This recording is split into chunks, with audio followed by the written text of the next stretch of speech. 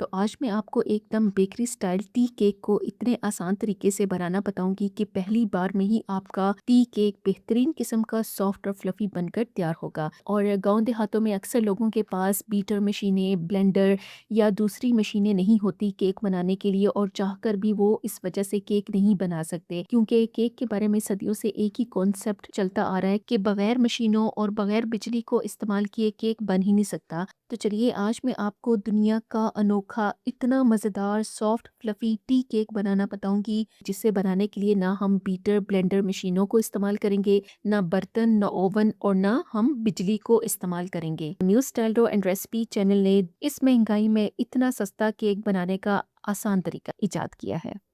तो सबसे पहले हम पतीले को चूल्हे पर गर्म होने के लिए रखेंगे। शापर के अंदर ये केक बहुत जल्दी बन जाएगा, लेकिन केक को बेक करने के लिए हमने पतीले को पहले अच्छी तरह से गर्म करना होता है। पतीले को कवर करके तकरीबन 30 मिनट के लिए हम इसको तेज आंच के ऊपर गर्म होने के लिए रखेंगे। अब हम जल्दी से केक तैयार करते हैं। अच्छा, ये जो हमारा टी केक या फ्रूट केक है, जो भी आप इसको नाम दे दें, इस केक को हम इस तरह का जो लंबा मोल्ड होता है उसके अंदर बनाएंगे। तो मैंने इस बेकिंग पैन या मोल्ड को अच्छी तरह से ऑयल लगाने के बाद इसके अंदर बटर पेपर की लेयर लगा दी थी, और इस बटर पेपर को भी ऊपर से आपने थोड़ा सा ऑयल लगा देना है ताकि केक जो है वो चिपके ना। अच्छा, नेक्स्ट स्टेप हम क्या करेंगे कि इस तरह सीधे कॉर्नर्स वाले जो शॉपर होते हैं, 2 शॉपर में लूंगी। आप सोच रहे होंगे कि मैं यहाँ पर 2 शॉपर क्यों इस्तेमाल कर रही हूँ, तो इसकी वजह यह है कि इस केक का जो बैटर है उसके लिए हम जर्दी और सफ़ेदी का अलग अलग से मिक्सचर तैयार करेंगे, और एक शॉपर के अंदर हम अंडे की जर्दी को अलग करके निकालेंगे, और दूसरे शॉपर के अंदर हम अंडे की सफ़ेदियों को निकाल कर रखेंगे। हम इस केक को 3 अंडों के साथ बनाएंगे। तो यहाँ पर मैंने 3 अंडों की जर्दी और सफ़ेदी को अलग अलग शॉपर के अंदर निकाल लिया है। अब जिस शॉपर के अंदर सफ़ेदी है, इस सफ़ेदी के अंदर हम 1 कप बारीक पिसी हुई चीनी को ऊपर से लेवल करके शामिल करेंगे। ये मैं आपको पिसी हुई चीनी की मिकदार बता रही हूँ। तो बस अब मैं शॉपर को बंद करूंगी, दोनों हाथों के साथ मसल मसल कर चीनी और सफेदी को मिक्स करेंगे। पिसी हुई चीनी हमने इस्तेमाल की है ना, तो ये बहुत जल्दी डिसॉल्व हो जाएगी। सफेदी को हम उस वक्त तक मसलेंगे जब तक सफेदी साइज में डबल नहीं हो जाती और फोमी और फ्लफी से टेक्सचर में नहीं आ जाती। और ये देखें, महंगी बीटर मशीन, हैंड विस्क वगैरह, ये किसी भी तरह की मशीन के बगैर घर में पड़े हुए एक आम से शॉपर के अंदर हमारी ये सफेदी कितनी जल्दी बेहतरीन सी फ्लफी और फोमी से टेक्सचर में आ चुकी है, साइज में डबल हो चुकी है। सफेदी को हमने तैयार कर लिया है। अब दूसरे स्टेप के अंदर हम केक के लिए जर्दी का अलग से मिक्सचर तैयार करेंगे। तो जर्दी वाले शॉपर को बंद करके हम इन्हें दोनों हाथों से अच्छे से मसलेंगे, ताकि जर्दी के साथ जो साइड पर व्हाइट सी जेली लगी होती है वो खत्म हो जाए। बस आपने 1 मिनट तक इसको अच्छे से मसलना है, जिसके बाद जर्दी का कलर थोड़ा इस तरह से हल्का हो जाएगा। इससे ज्यादा अगर आप इसको मसलेंगे तो फिर केक में रबर वाला टेक्सचर बन जाएगा। अच्छा, अब मैं पौना कप दूध लूंगी। ये दूध ठंडा नहीं होना चाहिए, बल्कि रूम टेम्परेचर पर जो दूध है वो आपने इस्तेमाल करना है। अब इस दूध के अंदर हम 1 खाने का चम्मच दही को डालकर मिक्स करेंगे, और फिर इस दूध को हम जर्दी के अंदर शामिल करेंगे, और पौना कप तेल डालकर दोनों हाथों से अच्छी तरह से मिक्स करेंगे। जर्दी को हमने पहले फेंट लिया था, तो इसलिए ये दोनों चीज़ें बहुत जल्दी यकजान हो गई हैं। अच्छा, अब केक के लिए हम इसका ड्राई मिक्स तैयार करेंगे। तो इसके लिए मैंने 2 कप मैदे को पहले से छानकर यहाँ पर रख लिया है। मैदे को आप छान कर इस्तेमाल करें, ये लाइट वेट हो जाता है और केक अच्छा बनता है। अब इस मैदे के अंदर 2 चाय के चम्मच बेकिंग पाउडर, 1/4 चाय का चम्मच खाने का सोडा और 2 चुटकी जर्दा रंग ऐड करेंगे, और तमाम चीज़ों को मैदे के अंदर अच्छे से मिक्स करेंगे। और इस ड्राई मिक्स को हम थोड़ा थोड़ा करके जर्दी वाले मिक्सचर में डालकर मिक्स करेंगे। तकरीबन 2 से 3 खाने के चम्मच के हिसाब से हम इसको डालेंगे, मिक्स करेंगे, और इसी तरीके से हम सारा मैदा डालकर इसका मिक्सचर तैयार कर लेंगे। सारा मैदा डालने के बाद ये इस तरह से थोड़ा थिक हो जाएगा, तो आपने परेशानी होना कि आपका बैटर ख़राब हो गया है या आपका केक ख़राब बनेगा।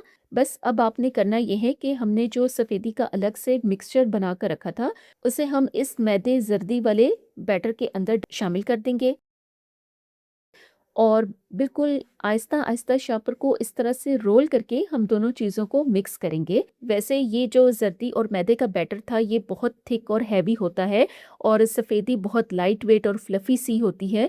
तो जब आप बर्तन के अंदर ज़र्दी में सफ़ेदी डालकर इसे हैंड व्हिस्क या बीटर मशीन के साथ मिक्स करेंगे ना, तो एक तो ये अच्छे से मिक्स भी नहीं होता और सफ़ेदी का फ्लफ़ी टेक्सचर ख़त्म हो जाता है। लेकिन शापर का मैजिक ये होता है कि आप इन दोनों चीज़ों को बहुत आराम से मिक्स कर लेते हैं और बैटर बहुत फ्लफ़ी भी रहता है, जिससे आपका केक सॉफ्ट बनता है। तो अब मैं आपको वो सीक्रेट बताती हूँ कि हमने ज़र्दी और सफ़ेदी को अलग-अलग क्यों तैयार किया है।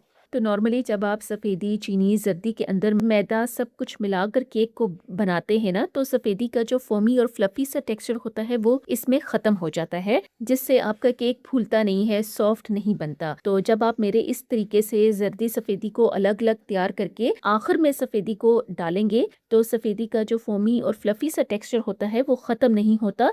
तो आपका केक जो होगा मैं गारंटी देती हूँ बहुत सॉफ्ट और फ्लफ़ी बनेगा, वो सख्त नहीं बनेगा। वीडियो में जिस तरह आप देख रहे हैं बिल्कुल ऐसे ही आपने हल्के-हल्के हाथों के साथ इसको मसलना है ताकि ज़र्दी सफ़ेदी अच्छे से यकजान हो जाएँ। तो शापर के अंदर दोनों चीज़ें स्मूथली मिक्स हो चुकी हैं, कोई गुठली वगैरह नहीं बनी इस बैटर के अंदर और सफ़ेदी मिक्स करने के बाद अब हमारे केक का ये बैटर परफेक्ट कंसिस्टेंसी में आ चुका है। एक रिबन फ्लो के अंदर ये स्मूथली नीचे जा रहा है और देखें शापर में केक बनाने की वजह से ना महंगी बीटर ब्लेंडर मशीनों की ज़रूरत पड़ी, ना बर्तनों को इस्तेमाल किया और ना इतनी महंगी बिजली का खर्चा हुआ और मशीनों से हज़ार गुना बेहतर सिर्फ एक शापर के अंदर हमारा केक का ये बैटर कितनी आसानी से बनकर तैयार हो गया है।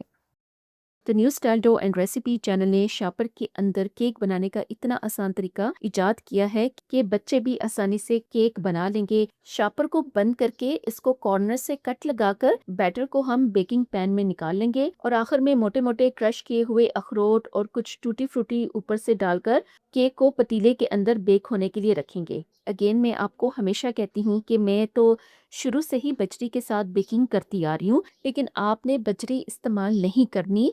आपने सिर्फ खाली पतीले के अंदर चूल्हे का स्टैंड रखना है और उस स्टैंड पर बेकिंग पैन को रखें और पतीले को ढक्कन लगाने के बाद इसके ऊपर कोई वजनी चीज लाजमी रखनी है ताकि जो स्टीम है वो बाहर ना निकले। अगर आपने इस केक के ऊपर बेकरी जैसा कलर लाना है तो आपने केक को 50 से 60 मिनट के लिए लाजमी बेक करना है। इससे पहले आपने बार बार ढक्कन हटाकर इसको चेक नहीं करना। पहले 1 से 2 सेकंड के लिए आपने तेज आंच रखनी है और 1 से 2 मिनट के बाद आपने फ्लेम को इतना रखना है जो मुश्किल से पतीले के बॉटम को टच करे।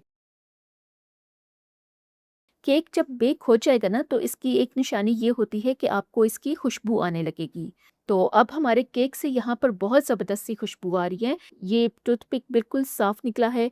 इसका मतलब है हमारा केक बेहतरीन सा बेक हो चुका है। पतीले से बाहर निकाल कर इसको रूम टेम्परेचर पर आने देंगे। इसके बाद हम इसे पैन से बाहर निकाल कर बटर पेपर हटा देंगे। माशाल्लाह से हमारा ये केक बहुत अच्छा सा बेक हो चुका है।